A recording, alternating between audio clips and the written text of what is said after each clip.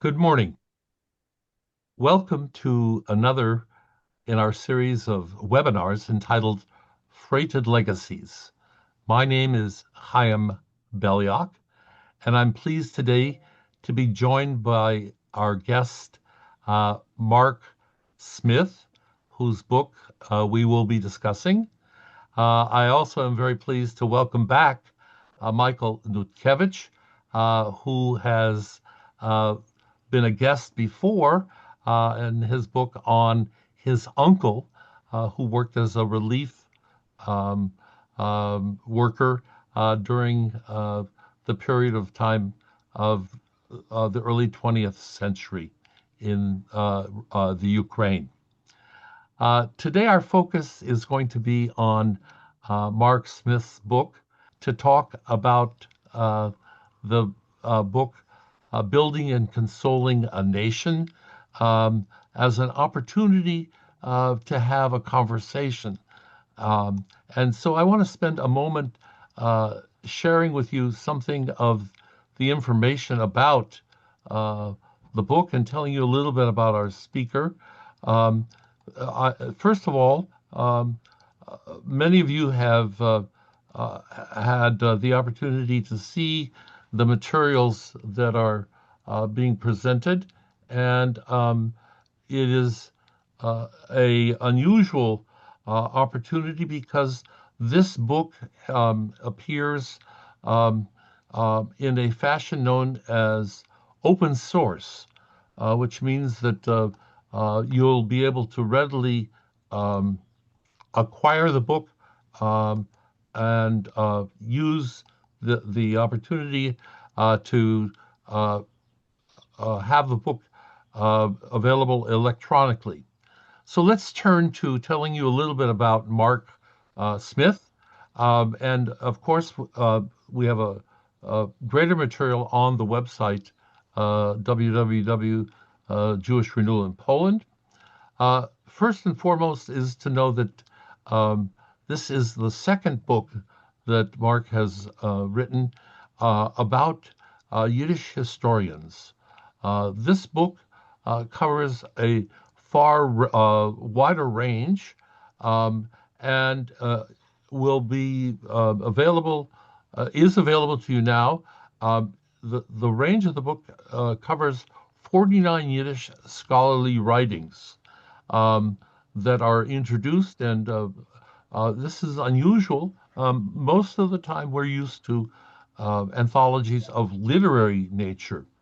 Um, the career of Mark includes the fact that he is, um, by day, an architect, and by night, a profoundly accomplished scholar of Yiddish, which was initially an avocation, has now become a very central part of his life. He serves at the American Jewish University in Los Angeles as a resident scholar and has taught at his UCLA alma mater. Um, in addition to his scholarly writing, uh, Mark has contributed greatly in many areas, including Holocaust historiography and Eastern European Jewish history. So I'm very pleased to welcome Mark. And for the first 15, 20 minutes, he will share with us uh, a general background about this important book. Um, Thank you, Mark, for your work. Thank you for being a guest as we listen to Building and Consoling a Nation, the Yiddish historians in their own words. Mark? Thank you very much. I appreciate the kind introduction. Um, how does one present what is essentially a new world and a new thought to people who are not entirely at home in it yet? My purpose is to open a door to a world that is essentially unknown today. About 30 years ago, all of my reading in Jewish history had been in English up to that time. And then I began reading Jewish history in Yiddish. Just by chance, and one item at a time. And then I realized that something different was in front of me. I discovered that I had entered into a world that was a culture of its own. That we assume when we read Jewish history in English or our own native language, in many listeners' case, that will be Polish, that anything can be written in any language. And in a way, that is true. But it happens that it is not necessarily true. That what is written in a given language can be particular to that language. And what I discovered when I was reading Jewish history for the first time in Yiddish is that it was different in several respects. The first is that it was an internal conversation. It was historians who were aware of their audience and were not writing for the world in general, but were writing to fellow Jews about their shared history. And there were not enough such historians to write only for each other. So they were not writing professional jargon. They were writing in understandable language at a high level, but still to a general reader, so that their audience was the broad public. And what made their works different as I was reading them was that there was a shared sense of the urgency and the importance of what they were writing. That somehow they understood that writing their own history and presenting it in their own language, which is something that had never happened before in all of Jewish history, was an imperative of its own. I discovered that there were many differences of opinion. There were Marxists and non-Marxists, but historians who wrote Jewish history in Yiddish had certain things in common that were overriding. History in Yiddish as a modern professional undertaking begins approximately after World War I. And it comes into full flower in the 1920s and 30s, and then, of course, after the Holocaust as well. The Yiddish historians, as I have called them, considered themselves part of a project of nation building. They were aware that there was a secular national movement of Jews in Europe, largely in Poland, but not by any means limited to Poland, and that they could provide the intellectual apparatus behind the idea of a Jewish nation.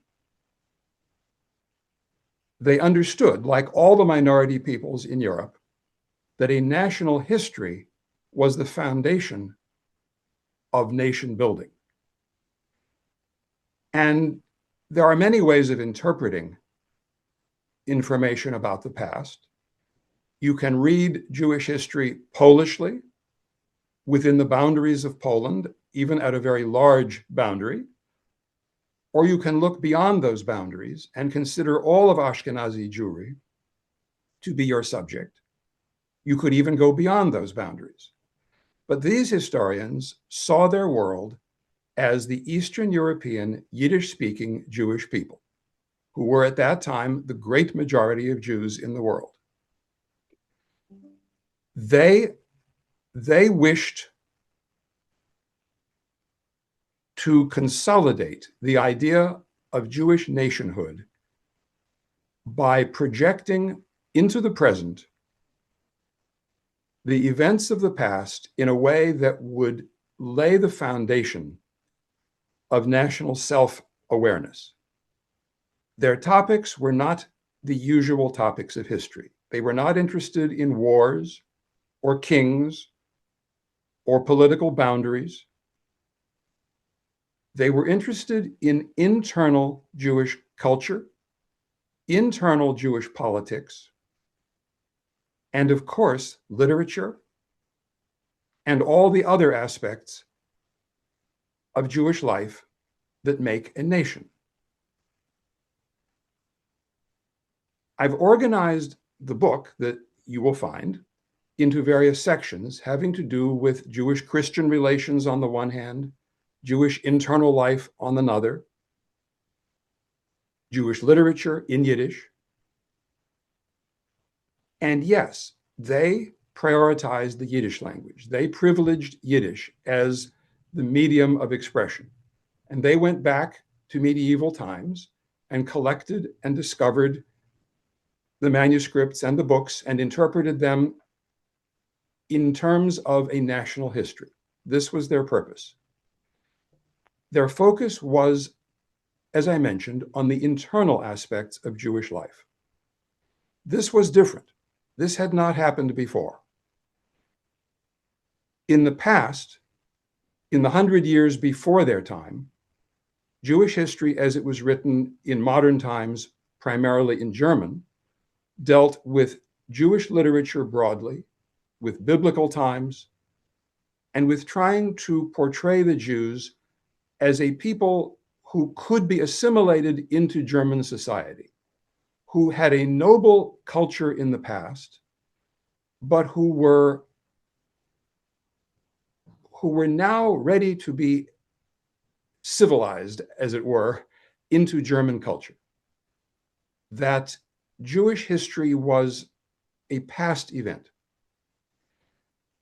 Whereas these historians in Eastern Europe took the view that Jews were a living people and that Jewish history was about a living people, not for the purpose of integrating them into Gentile society, but for the purpose of gaining respect and recognition as a national minority within that society, a completely different idea. And so their writings were designed to provide arguments and ammunition to explain Jewish contributions to Polish culture or Polish economics in particular, in Polish history, and to explain that Jews were not newcomers, but that they had been in each country for a very long time, for many, many hundreds of years, and had made significant contributions to that country. It was a literature in Yiddish of historical writing intended to build up the national self-identity and also to give the means from the outside to regard Jews as worthy participants in modern society on their own terms. Jewish historical writing in Yiddish blossomed slowly. I will wait for a further part of our discussion to explain its origins, but I will say that it lasted up until about the early 1980s, a span from the 19-teens through the 1980s. It is now a closed book. There is no one who is writing scholarly Jewish history in Yiddish anymore. When I began working in Jewish history, when I began this topic, there were still people who were the students of these teachers, of these scholars. That becomes less true. They are fading into the distance. And so my purpose is to bring them to the public, to bring them forward. I am grateful to the sponsors who have made this possible. Jewish Renewal in Poland is one. There are several others, and principally the Claims Conference, the Conference on Jewish Material Claims against Germany. They made possible the open source, or as it's called, open access, so that the book is a free download from several different sources online without cost to anyone. It's intended as a resource to be available. Now, let me turn to our host and our interlocutor. I know they have many questions, and I would like to use that format as we go on. Thank you. That's very helpful. And again, introducing Michael Nutkevich and myself. In your introduction, you explained a good deal of what I call the first term in your title, building. but a very significant part of the book has the second part, consoling. And I think it would be logical for you to maybe say a few words about that. Of course. Thank you. Until World War II, until the Holocaust, there was the dream of a transnational Yiddish-speaking minority nation in Eastern Europe and America and everywhere that the Ashkenazi Yiddish-speaking Jewish diaspora had dispersed. But after the Holocaust, all of that was obviously impossible. And instead, the survivors and all the other Yiddish-speaking Jews who had perhaps left Europe before the war, they had questions, they had worries. Above all, they had the question of questions, as I put it, and that is, how could this have happened to us? How could this catastrophe have happened? There were people who accused the Jews of being too passive, of not resisting. There were people who said Jews organized themselves in ways that were guaranteed to produce disastrous results by cooperating with the Germans. These historians set about finding out what really happened. They began writing about the Holocaust in 1945, 1946. They had books in print by 1950. They wanted to know what took place so that they could, if possible, reassure people about Jewish behavior during the Holocaust. And they did this in two ways. First, they cataloged, in a sense, all the impediments to Jewish resistance, all the ways in which the Germans tricked and fooled and concealed and beguiled the Jews into their own destruction. And second, they created a very daring offense. And that was to say, it is wrong to talk about active armed resistance as if that was possible or as if the Jews could have succeeded in such an endeavor. The armies of Europe could not defeat the Germans. Why would you think the Jews could have done it? Instead, they looked at the fact that there were survivors. And how did those survivors manage to endure that period of time? They looked at all the quiet, the passive, the actually very active but not armed ways of remaining alive, of defying the Germans, of finding food, creating an economy that could buy goods, that could conserve goods, that could provide medicine and doctors and teachers, all the things without which there would have been no survivors. And this became a major thrust of their work and one of the most influential parts of their writings, that generations later, after translation and percolation, have become part of the way that people think about Jewish survival during the Holocaust today. That is the way in which they consoled a nation, to say the Jews did everything they could have done and more. Can you perhaps reference some of the key people who wrote in that latter mode of consoling? I think of Yes, Friedman and others. sure. The first historian to do this was Mark Dvorzhetzky. He was a medical doctor before the war. He spent his life in Vilna, and he was a captive in the Vilna ghetto. He was a leader of the medical resistance, as he put it. And he then survived a series of German camps after that and became a Holocaust historian after the war. He moved to Israel. He was fortunate that he had excellent Hebrew skills as well, but he wrote primarily in Yiddish. His first book, A History of the Vilna Ghetto, is still one of the leading sources on events in the Vilna Ghetto because it was a wide-ranging history, not limited to his personal observations. He lived in Paris for a few years before going to Israel, and he became a leader of the survivors in Paris. He was an extraordinary person.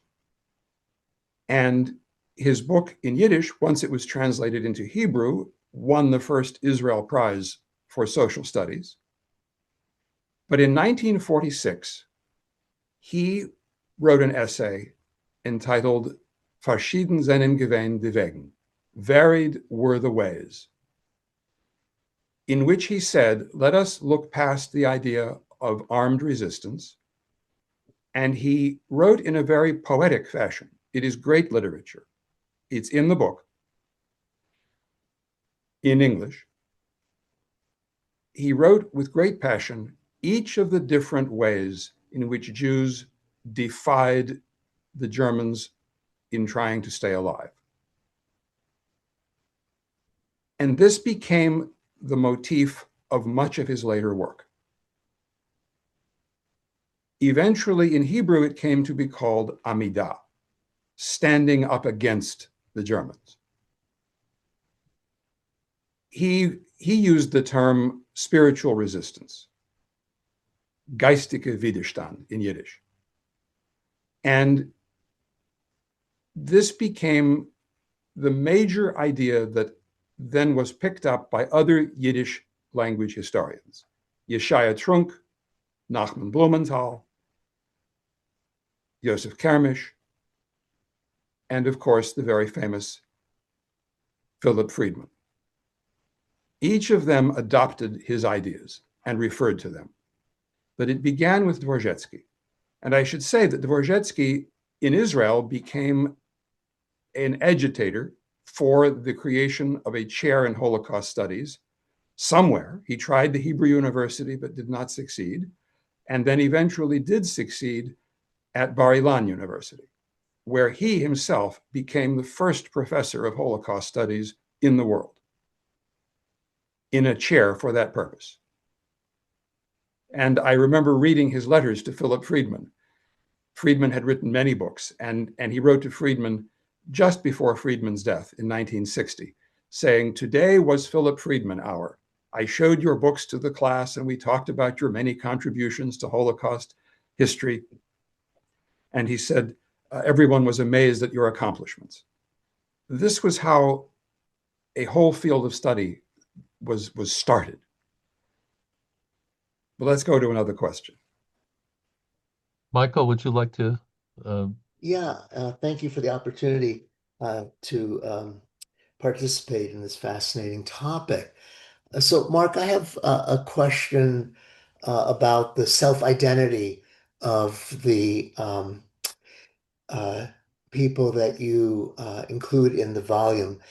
Um, as many of us know, in the 19th century, uh, the philanthropy in Jewish life was really done by very wealthy people. And then there was a switch around World War I in which the communal activists were, as I think you do mention in your book, lawyers, social workers, young university trained Jews. And the term that we usually use in Yiddish is clout or communal or social or political activist. So my question is, and some of these were the ones who were also writing history, did they separate being a communal or social or political activist from their roles as professional historians? In fact, did they even think of themselves as professional historians? All right, a fascinating question. First, I would have to answer you to say, yes, they very much thought of themselves as professional historians, above all else. Many of them in the earlier years, in the older generations, had other occupations. The first earliest historians in this field would be Saul Ginsberg and Israel Zinberg, both in St. Petersburg. Ginsburg was a lawyer by training, and he was secretary of the Society for the Promotion of Enlightenment Among the Jews. That was his way of earning a living. Zinberg was trained as a chemical engineer. He had his doctorate from University of Geneva, and he was the chief engineer at a chemical plant in St. Petersburg. But the later generations of these scholars had doctorates in Jewish history, sometimes from the University of Vienna, like Philip Friedman and Raphael Mahler, and others from the University of Warsaw or others in Poland. And the only problem they faced in terms of professionalism was that it was impossible to attain a university position before World War II in Jewish studies.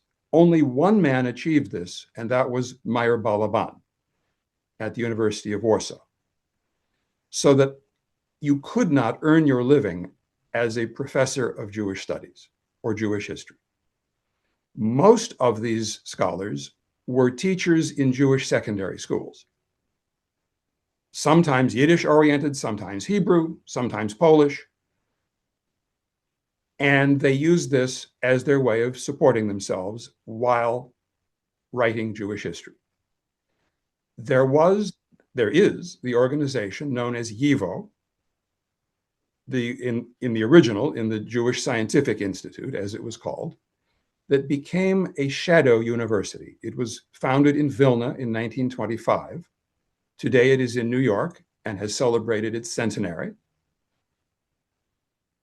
Most of these figures were associated with YIVO. And YIVO had what they called the aspirantur program that offered graduate level courses for students in Jewish history and other aspects of Jewish studies. And they were teachers in that program.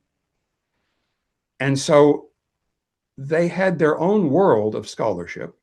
They created journals, the YIVO Blätter, the Historische Schriften in Yiddish also, so that they could publish in Yiddish. And they chose deliberately to write in Yiddish. There was no profit in doing so. It was a very limiting enterprise, but they wanted to write in their own language.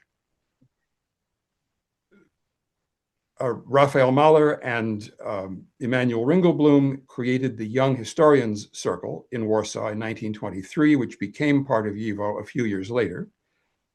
And they published 4 volumes of a journal of Jewish history, all and only in Yiddish. This was their purpose, was to promote Jewish self-understanding for their own people. But they considered themselves absolutely professionals. If you look at their writings, they look like what we call the apparatus of scholarly writing. The form of the writing is more formal. The footnotes are there, the citations. But the interesting part is that they are pioneers in their field. In the earliest years, they cite only outsiders. And by the later years, they can cite each other. And you watch them building a field of scholarship. Unquestionably, they would have considered themselves professional. Now, as far as being a Klautur, a community activist, oh yes. Ringelblum was very much involved in Jewish self-help and settling of refugees before the war. And of course, he became most famous for his self-help work in the Warsaw Ghetto and organizing the Oinig Shabbos archive.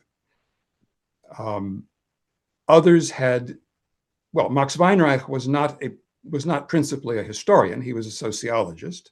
He was the director and one of the founders of YIVO. That was his principal occupation. But I think most of these people would have said, yes, I am a historian. That is who I am.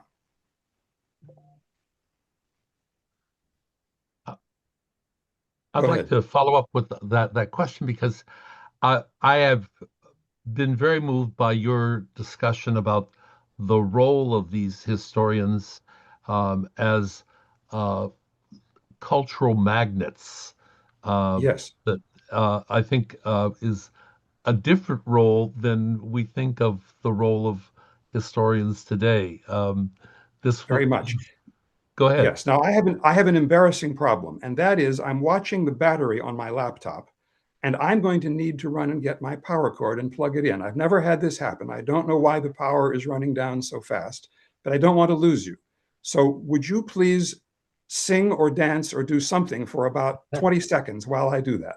I will be right We're back. we're, we're going to show a slide of the Good. pictures of some of these historians as a way to help people get a sense of that. Dominica, who is the power behind all power, is making it possible for us to see a slide of the. There we go. Uh, and I want to, in a moment, uh, uh, since we have the opportunity, note that there are several women, and um, I want to talk uh, to Mark about not only the question of the role of these historians, but the special way in which a large number of these women and many others were in the process of becoming uh, first teachers, but um, uh, I would say recruiters for Yiddish writing in general, especially in the case of Rachel Auerbach. All Welcome right. back. Thank you. I'm back with apologies. Um, now, your question is which one exactly? Well, You the want to know role of about? historians as Yes, fine. These historians were unlike historians today. Today, some historians are public figures, and that would be true in Jewish life or life in general.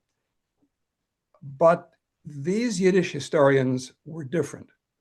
They had, because they were part of the whole process of building a Jewish national consciousness, they became indispensable to that effort.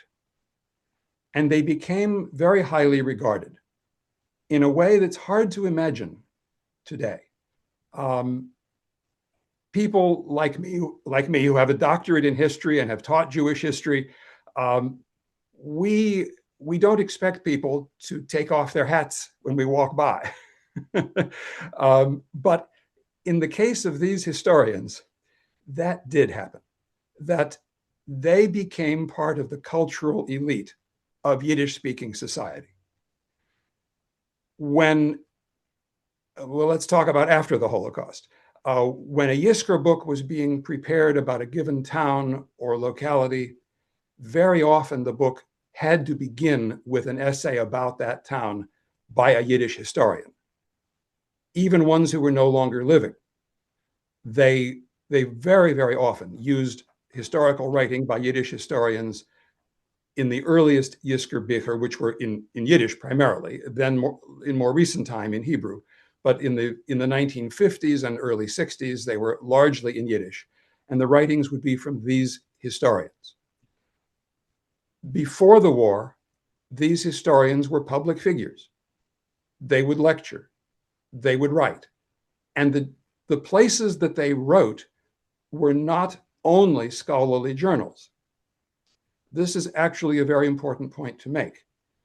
All of Yiddish historical writing was intended for a general audience, not only for scholars. And that's a distinction, by the way, with an institution created at the same time, which would be the Hebrew University in Jerusalem, also in 1925, the same as YIVO in Vilna. Their journals were intended for scholars. And this point was made by historians that in Hebrew, you write for the scholars, and in Yiddish, you write for everyone. And this was their intent, because there was also a tradition of gathering information. The Jews did not have a state. Through all the centuries, the Jews did not have an archives. There was no material with which to write Jewish history until they would collect it. And the great founding figure of East European Jewish history, Shimon Dubnov, issued his famous call for sending in Jewish historical materials. To every private citizen, to every organization, send us your Jewish materials. And he created the archive that eventually became the YIVO collections and today is the most massive collection in Jewish history of Eastern Europe. But on the basis of that, they were able to write Jewish history and they felt the reciprocal obligation to tell that story back to the people so that it was a partnership.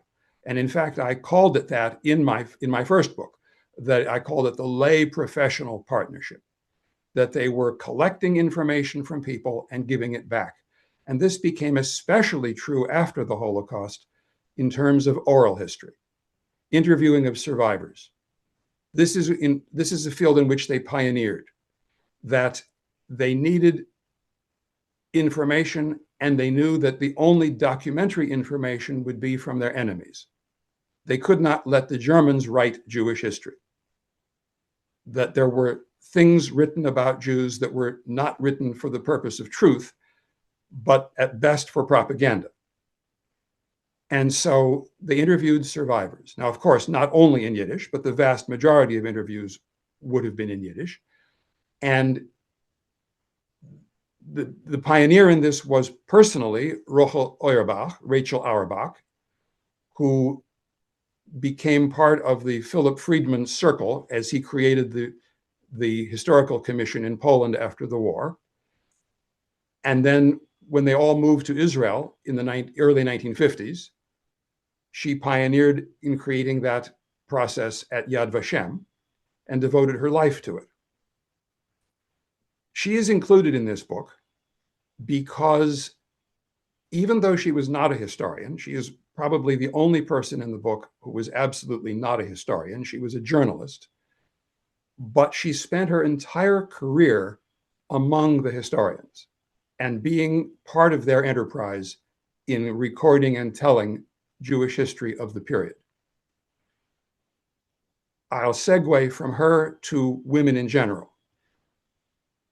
There were many women in the young historians circle in Warsaw before the Holocaust. A significant proportion, I won't say half, but perhaps a third, were women. Unfortunately, they had a much lower survival rate during the Holocaust than the men. Very few survived. It also happens that they had a lower rate of being published before the Holocaust. Whether they endeavored less to be published or whether they were chosen less is unknown. But the result is there were fewer published works by women historians before the war. Thirdly, after the war, those who survived tended to become their husbands' helpers. Even though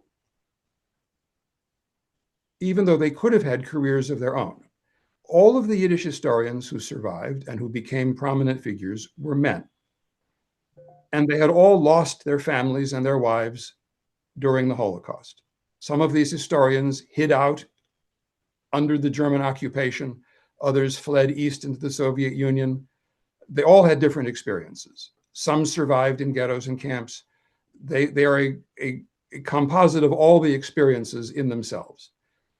But when they remarried and created new families after the war, take, for example, Philip Friedman. His wife, after the war, had her own career as a historian. She had a doctorate in Jewish history from the University of Lvov before the war, but she devoted herself to helping him. And after his death, she finished his last work, and it was published as the work of Mrs. Philip Friedman, a thing that is unimaginable today. She actually had a name. It was Ada June Friedman. In his English translations 20 years later, her own name does appear. But in the earlier time, she was Mrs. Philip Friedman. The great historian of Polish Jewry after the war, Bermark in Warsaw, who was the really controversial figure imposed by the communists, but who tread the fine line of attempting to do honest Jewish history where he could, despite having to abide by communist dictates. His wife, Esther Mark, was also a learned person. She was not a historian. She was more of a sociologist, but I've included excuse me, I've included a work of hers that was very important and published in Yiddish. But she also devoted herself to helping him in his historical writing. And she completed his last book in his name, I will add, not her own, but I mean literally his name, where she might have done work in her own name, but finished his. So for all of these reasons, we see women less. There is also one work in the book by a historian no one has ever heard of. Her name is Dina Yaffe in Yiddish. She was the only woman that I'm aware of or could find who had a doctorate in Jewish history before World War II and wrote and published in Yiddish. And she was killed by the Germans. But she undertook writing in Yiddish only, only in Yiddish. She undertook writing when she was already a wife and mother in her 40s. And she published a number of articles all about the city of Lublin. And she, though she did not survive, her son in Israel registered her at Yad Vashem to record her life and her death and listed her as historian for her occupation, despite the fact that she was primarily, I'm sure, a wife and mother. But he was proud or accurate to say historian. There were the women. I'll mention one other, and that is Rachel Vishnitzer. Her husband, Mark Vishnitzer, was an accomplished historian in many languages, and she became famous as an art historian or historian of art and architecture. And that was her niche, her area of specialization in Yiddish also. And she is unique in this book because she did not write in Yiddish. She was somewhat conversant in the language, but not capable of writing the language. She wrote in German, and her works were translated, but she wanted them to be translated and intended to be published in Yiddish. And so because she made the conscious choice to participate in that world, I have included her in the book. You will find one of her works also. I've made every effort to include as many women as could possibly be included because fate was not so kind otherwise. And I'm trying to set that balance right as best I can. So I'd like to ask Michael if you have more. Yeah, I have a question about translation. Because you've translated from the Yiddish. So reading the English, generally reading English translation of Yiddish historical essays feels different to me than reading English translations of Yiddish literature. Because in literature, the translator often strives to retain the Yiddish tam, as they say, the taste of Yiddish, the nuance of the language, often by choosing to retain a Yiddish word or the Lashon Kodesh, the Hebrew in the literature. So how did you address this issue when approaching your translations? All right. Well, I'm going to give you a two-part answer. The first part is to say that Yiddish historical writing, which is part of scholarly writing in Yiddish in general, is a form of literature that was recognized as literature in its own time. We see it as separate, but when these historians would be published, it would be sometimes in scholarly journals, but more often in popular publications. And I alluded to this before, and I want to say more on it. You would find essays or writings by these historians in the general Yiddish journals, the ones that had essays, that had short stories, they were not separated into their own place. And they would become highly honored members of those publications as well.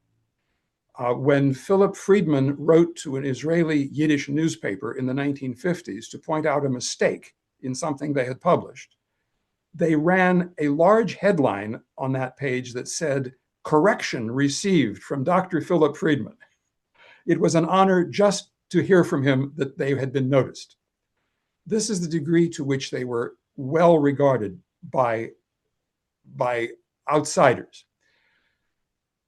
The nature of their writing is different from what we know as literature. But when I came to reading their writings, and I have read now hundreds of scholarly works in Yiddish, often essays, but sometimes books, I recognize a different branch of Yiddish literature. I recognize it as a form of Yiddish expression.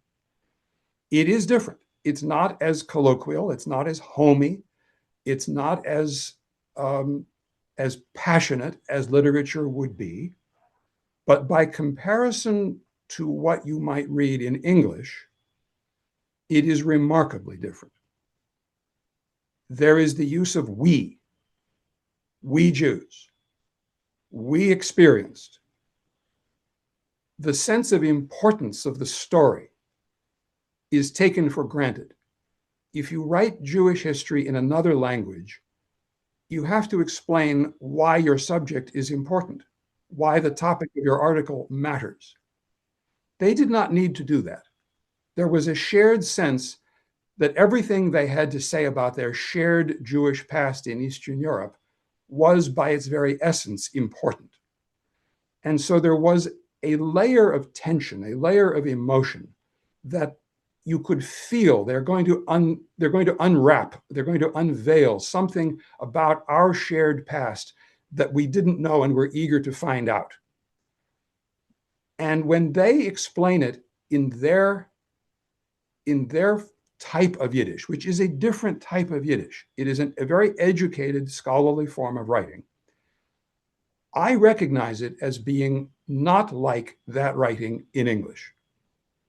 I recognize it as a language of its own. It is a branch of Yiddish literature that, frankly, should be recognized and included as such. And I know we have listeners who are more interested, some of them, in literature than in historical writing. And I would like to say to them, have an open mind about this, because to these people, they were engaged in a branch of Yiddish literature. When the anthologies were published of writings in Yiddish, these historians were included.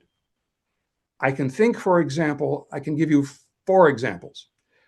Before the war, there were all of these journals that I have mentioned that would include all kinds of writings without distinction. In the Warsaw Ghetto, before the ghetto was sealed and it was still possible to publish a book, 1940, there was a book published on Jewish resistance throughout the ages. It consisted primarily of fiction, but also writings by Yiddish historians, and the book was published in Yiddish. And there was no distinction. They went from one to another to another. Some were historical writings by scholars, and some were impassioned writings in fiction, and they were all mixed together. They did not separate by genres. When Shmuel Niger, the Yiddish literary historian, published his anthology called Kiddush Hashem in 1948, after the Holocaust, and it is an enormous volume. It's this thick, of writings all about Jewish martyrdom, which is unusual for historians to write about. He too included writings by several of these Yiddish historians that had already come out by that early date. There is an anthology that comes to mind that was published in Israel in 1992 by the Association of Yiddish Writers in Israel. And among all of the fiction and poetry, 2 of our Yiddish historians appear, Yosef Kermish and Mark Dvorzhetsky. you could not have had anthologies of Yiddish writing without including historians. Only in our very compartmentalized world today do we make this absolute distinction. I should even add that in the great Yiddish encyclopedia, not encyclopedia, the dictionary, the Größere Wörterbuch, that came out from the late 60s until the early 80s and was never finished. It's written like the Oxford English Dictionary, where it gives definitions and then it gives sentences in which the word is used in writing in the past. Most of those are from literature, but I found that two of the Yiddish historians are frequently quoted, Isaiah Trunk and Nachman Blumenthal, that writings of theirs in terms of how to use the word are quoted. There is no distinction between literature and scholarship in the actual world of people who lived and spoke Yiddish at a high level. Now, as to translation, that second part of your question. Yeah. I made the most scrupulous effort to translate these writers faithfully. And by that, I mean several things. Number one, you will recognize my voice in all of my introductions to their works. I wrote an introductory essay in the book that is long and a short introduction to each piece. And you will recognize my voice consistently in those. And I do not believe you will hear my voice in any of these historians' writings that I translated. You will hear their voice. And what is unusual here is that most often when you publish a book of translation and it's done by one person, it will be about one person. It will be of one person's writings, like you did with your uncle's book, so that you get into his voice and you carry it through all the way. But in this book, there are actually 36 different authors of 49 pieces. And I have attempted to render each of them in their own way, that you will know that person. And I have done it by keeping wherever I could, as much as possible, their sentence structure. The sentence structure is different from Yiddish to English, of course, but sometimes they are similar. But I've tried to keep the breakdown of thoughts into the sentences that they put them in. I've tried to keep their paragraph structure. And above all, I have tried to keep what we would call their register. In other words, their use of higher or lower forms of expression. Were they being more formal or more colloquial? Were they being slightly, I don't want to say humorous, but lighthearted in the way they wrote? Or were they very serious? Were they being more scholarly or more general? Or perhaps more florid, more embellished, more lots of flowery words? All of those are preserved so that you get their personality. And there are many times, which you allude to in your question, there are many times that I have kept a Yiddish word, or more often a Hebrew word that they used, which I then translate in parentheses, but where I thought it was essential to the understanding, I have kept that word, that the reader will know what it was I was translating.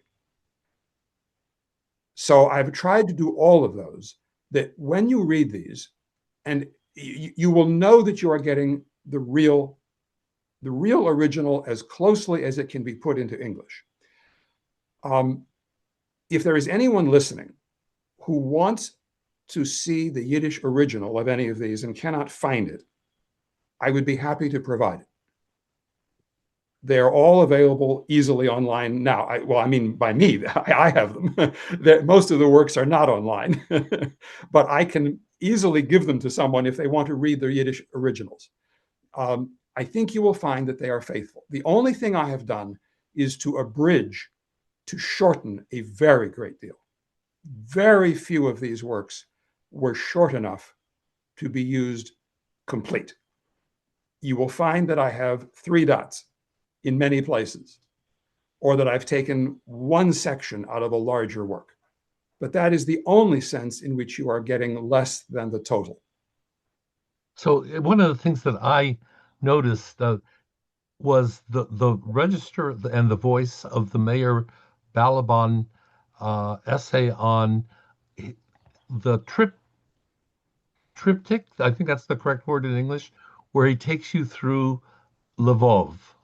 Yes, Uh, yes, I, I I heard Balaban's voice yes, in that. I think that's a wonderful example of that. It's his uh, description of walking the streets of Lvov and all the the the Russian Jewish section and the German Jewish section. How this, I mean, I felt like I was in the city as you yes, described it, as he described it, and you presented it.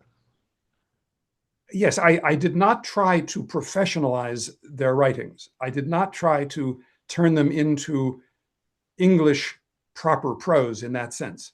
I will say, I did correct their footnotes. In the 1920s, 30s, 40s, they did not have the resources or the libraries at their disposal that we have today. And their footnotes tended to be full of mistakes.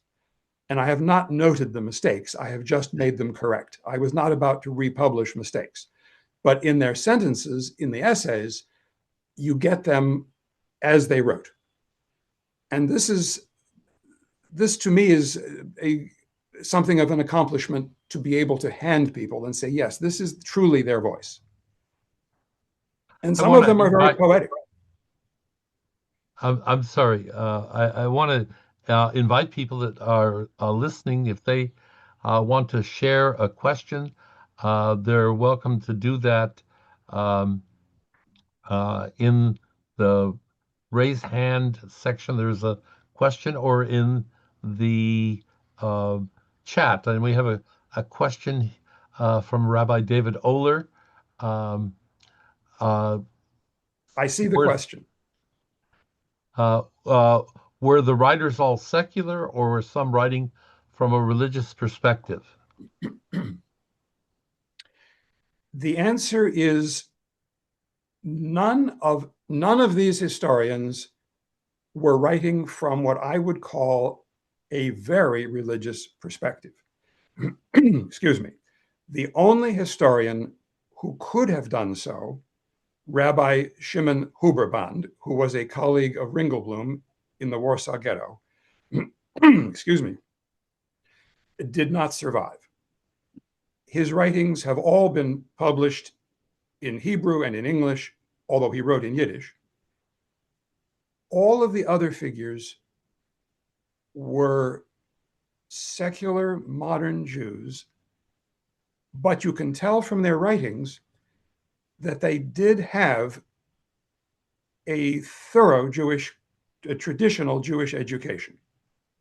Some more than others, but they will use phrases and they will have references and allusions to Jewish teachings and Jewish sayings that could only have come from their earlier education. For example, Philip Friedman talks about, after the war, writing about Holocaust historiography, about the writing of Jewish history. He says, the task is long, the forces are few. And he is clearly referring to Rabbi Tarfon and his saying about the task is enormous, but we cannot desist from starting.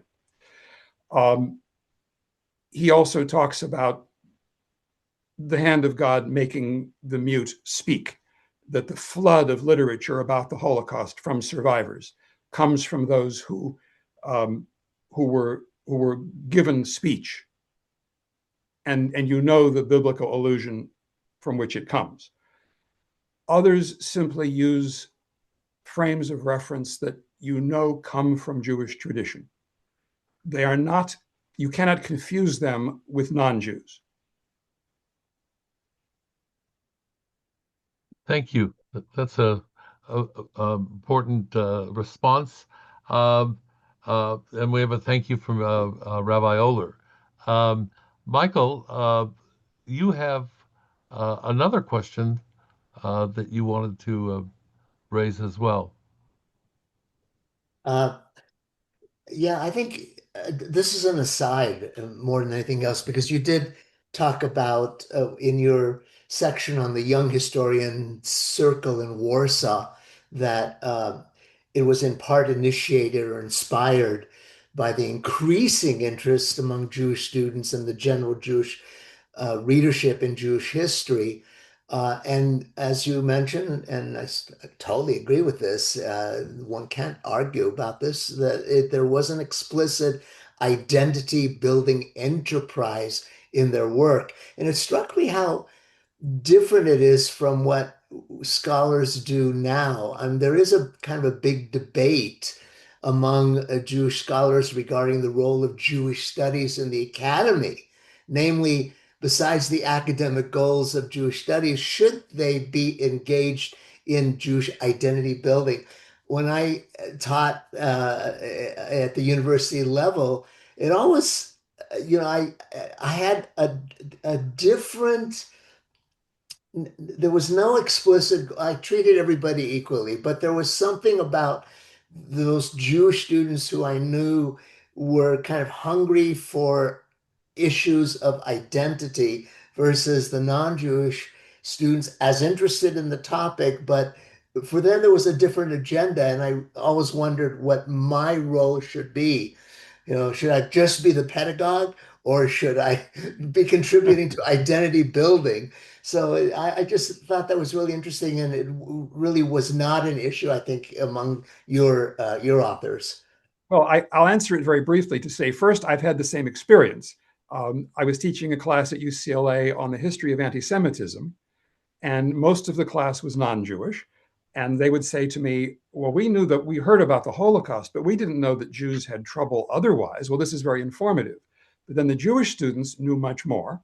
And there was one who came up to me and said, and saw me as her Jewish guru, and that's how it is when you're, I'm only part Jewish, but am I Jewish? Tell me, am I Jewish? And she wanted a whole discussion of her lineage and what did I make of her Jewish background. Yes, this was true of these historians. They became, let me put it in more professional terms. Through all of Jewish historical writing, there is this tension between history for its own sake, lishma, or Jewish history for its instrumental purposes, for the ways in which it can serve a practical purpose. Jewish history can be written for the purpose of making Jews respectable, making Jews liked among non-Jews. Jewish history can be written for the purpose of giving Jews self-awareness, self-pride. Yes, all of those elements are present in the work of all of these Yiddish historians, but never to an overbalancing extent. They saw themselves as objective, rational historians whose purpose was to get to what they considered historical truth. And if I think of, for example, Elias Cherikover's pogrom histories of the First World War period in Ukraine, he could have taken the view, here is Jewish suffering all over again, the inevitable Ukrainian pogroms recurring, more Jewish blood spilt by the descendants of the same people in the same place. This is history repeating itself, and he did not. He went after the proximate causes of the pogroms, the social tensions, the post-World War I destabilization of Ukrainian society, the conflicts between the Bolsheviks and the anti-Russian or anti-communist forces in Ukraine. And he explains how the Jews were in between all of those forces. And he goes so far as to say that it was more than a class conflict, it was a rural-urban conflict in which the great majority of the population who came back from World War I were, on the one hand, heavily armed, and on the other hand, destitute. They had no goods, no material. and everything they needed and had was in the cities and in the shops of people who happened to be Jewish. That the tradespeople were Jews, and they were the ones who had the goods that the rural population needed. He doesn't portray Jewish suffering as inevitable or necessarily anti-Semitism, but rather the causes in the historical context that led to massacres in the end. That's one example. Now, I know there are other questions, and I know the time is short, so let me defer to Let me. whoever or whatever there may be. I'm going to take up a question from Professor Gelia Frank. Uh, Thanks for your very important work and interesting presentation.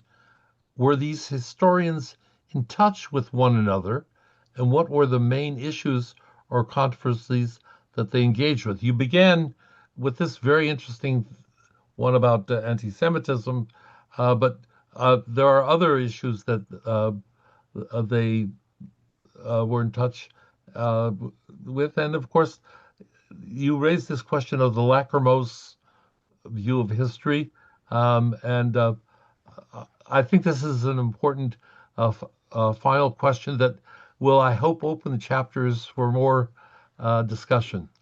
All right. Well, I could spend the hour on that question alone. One of the things that these historians had in common was what we call today the anti-lachrymose view of Jewish history.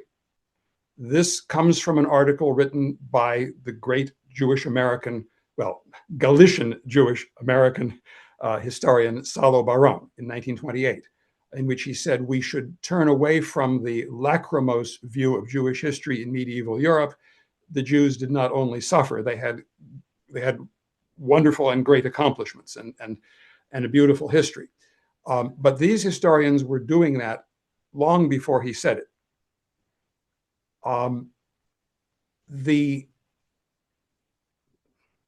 The shared aspects of their agenda are that, yes, they were very much in touch with each other. In my earlier book on the historians of the Holocaust, I have a section, in fact, talking about their letters to one another. They wrote to each other almost entirely in Yiddish, and they were all in touch with each other, some in a very small way and others constantly. They were each other's world. They were the circle that carried on a conversation very much across the continents eventually, because there were some who came to America as early as the 1920s, like Yankov Shatsky, and then Raphael Mahler, who left Poland in 1937 and came to New York, whereas others went to Israel after the war. Some stayed in Poland for a short time, but emigrated to the US or Israel later. And of course, there were ones who stayed in St. Petersburg or in Leningrad after the Russian Revolution up until the late 1920s, and in fact, some until, like Zinberg, until he was arrested in 1938 and died in a Soviet camp. All of these carried on writings with each other and would review each other's works, criticize each other's works. They were each other's audience to a very large extent. Their conflicts came about largely over the question of Marxist interpretation. Mahler and Ringelblum were decidedly Marxists. Friedman and others, most others, were not. And they would debate issues of Jewish history as to whether they should be seen in national terms or in class terms. Balaban and his students would take more national terms. They were interested in Jewish autonomy, in the Council of the Lands, as it was called, in Council of the Four Lands, in Poland in late medieval times. They saw Jewish autonomy as self-government, self-preservation, whereas the more radical figures saw that system as class exploitation of the poor. And these were the great debates. And you will find those in these writings. Those are what animate their conflicts with one another. Friedman would say that Ringelblum or Mahler found toiling masses under every rock, that these were their way of looking at the world. Whereas Balaban would say that vertical integration of Jewish society was more important, that the top and the bottom of society were joined in a self-preservation that outweighed matters of class. Both are right, of course. There is truth and fact to support both points of view. In the essay that you will find about the end of the Jewish self-autonomy in Poland, in the book, you will find that there's a whole description of the very small proportion of the budget that went to actual help for the poor. I saw a question, but I couldn't read it fast enough. If you have it, I'll try to answer. Or if you want to close, whatever's better for your timing. And we do need to bring, unfortunately, this to a conclusion. I want to thank you, Mark Smith, for this wonderful invitation. I have to call it a seduction into the book.